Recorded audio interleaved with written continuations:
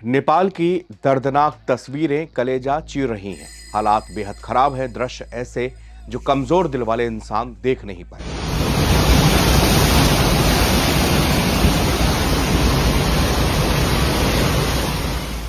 इस तबाही को देखते हुए साल 2013 की याद आ गई, जब केदारनाथ धाम में ऐसी ही त्रासदी आई थी। पल भर में कई गांव पानी में समा गए थे।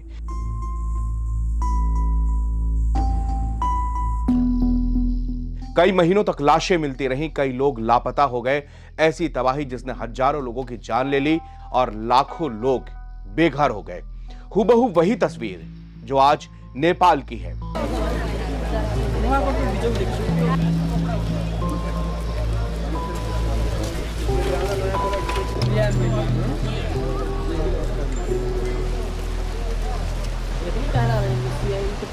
आज हम आपको उस नदी के कहानी सुनाने जा रहे हैं जिसके चर्चे इस बाढ़ में सबसे ज्यादा रहे हैं।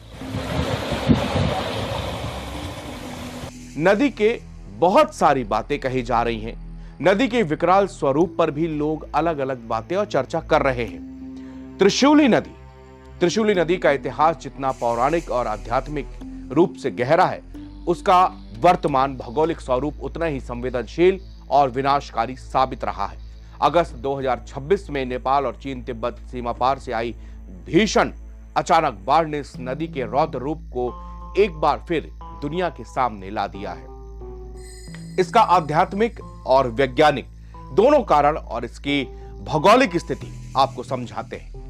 हिंदू धर्म ग्रंथों, विशेषकर स्कंद पुराण के मानस खंड के मुताबिक त्रिशूली नदी का सीधा संबंध भगवान शिव के समुद्र मंथन काल से है। समुद्र मंथन के दौरान जब हलाहल नामक भयंकर विष निकला तो ब्रह्मांड की रक्षा के लिए भगवान शिव ने उसे पी लिया। विष के प्रभाव ने उनके कंठ को यानी कि गले को पूरा नीला कर दिया और इसी वजह से महादेव का एक नाम नीलकंठ महादेव भी पड़ा और उनके शरीर में असहनीय जलन और तीव्र प्यास पैदा हो गई। इस तीव्र तपन को शांत करने के लिए शीतल जल की खोज में शिव हिमालय की ऊंची चोटियों पर पहुंचे। पानी न मिलने पर उन्होंने अपने अस्त्र यानी कि त्रिशूल से पहाड़ पर एक जोरदार प्रहार किया।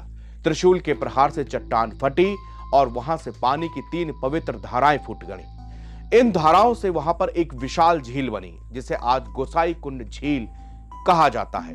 इसी कुंड के ठीक आगे बहने वाली जलधारा को त्रिशूली नदी या त्रिशूल गंगा नाम दिया गया है। आज भी माना जाता है गोसाई कुंड के ठंडे पानी में बैठकर ही शिव ने अपनी आंतरिक अग्नि को शांत किया था। वैज्ञानिक इसका कारण नदी की अगर हम बात करें तो इसका वास्तविक भूगोल बड़ा टिपिकल है। वैज्ञानिक दृष्टिकोण से देखने पर त्रिशूली नदी एक अत्यंत वेग यानी कि बहुत तेज और भूगर्भीय रूप से सक्रिय है।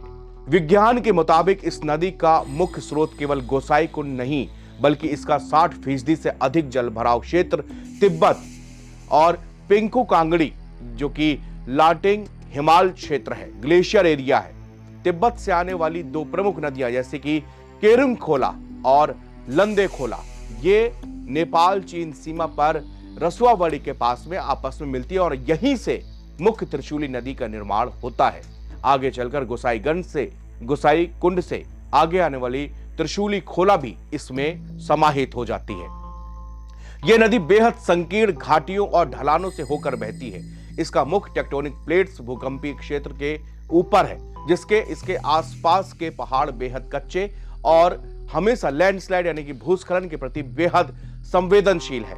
नदी की यही पौराणिक त्रिशूल प्रहार की कहानी और इसकी वैज्ञानिक संवेदनशीलता सीधे तौर पर जो नेपाल पर बाढ़ आई एक दिन पहले उसको विनाशकारी बाढ़ से जोड़ती है। इस आपदा ने साबित किया है कि विज्ञान की नजर में यह नदी कितनी खतरनाक हो सकती है।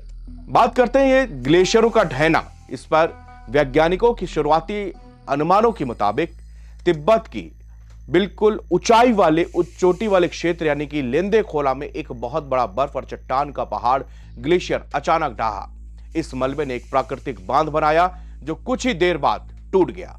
इस ग्लेशियर के टूटने से त्रिशूली की सहायक नदी जैसे भोटेकोशी में पानी का स्तर मात्र 30 मिनट में 9 मीटर यानी 27 फीट तक बढ़ गया।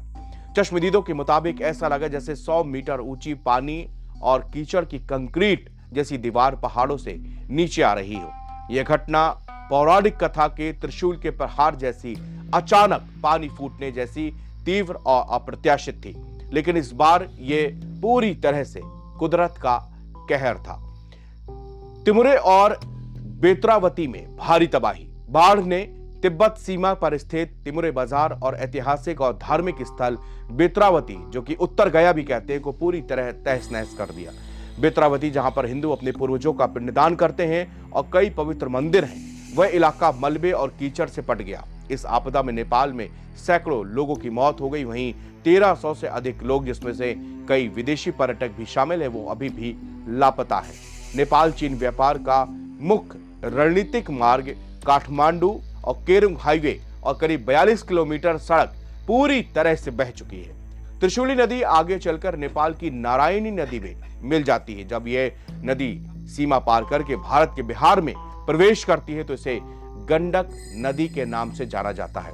इसलिए त्रिशूली में आया यह प्रलयंकारी तूफान सीधे तौर पर उत्तर भारत और बिहार के मैदानी इलाकों में भी बाढ़ का बड़ा खतरा पैदा किए हुए है। अस्थायी झील टूटने से सैलाब का पानी पहले नेपाल के भोटेकोशी नदी, फिर लिंदे नदी और फिर आया। भोटेकोशी नदी नेपाल में आगे जाकर त्रिशूली नदी में मिल जाती है। त्रिशूली नदी नेपाल के पहाड़ी इलाकों पर बहते हुए जब मैदानी भाग में प्रवेश करती है तो इसका नाम नारायणी नदी हो जाता है। यही नारायणी नदी सबसे पहले बिहार के पश्चिम चंपारण जिले के वाल्मीकि नगर में प्रवेश करती है। इसी प्रवेश द्वार पर वाल्मीकि नगर गंडक बैराज भी बना है। गंडक बैराज में पानी को नियंत्रित करने के लिए 36 फाटक बने हुए हैं। यही नेपाल से आगे आने वाले पानी को नियंत्रित कर बिहार के मैदानी इलाकों पर छोड़ा जाता है।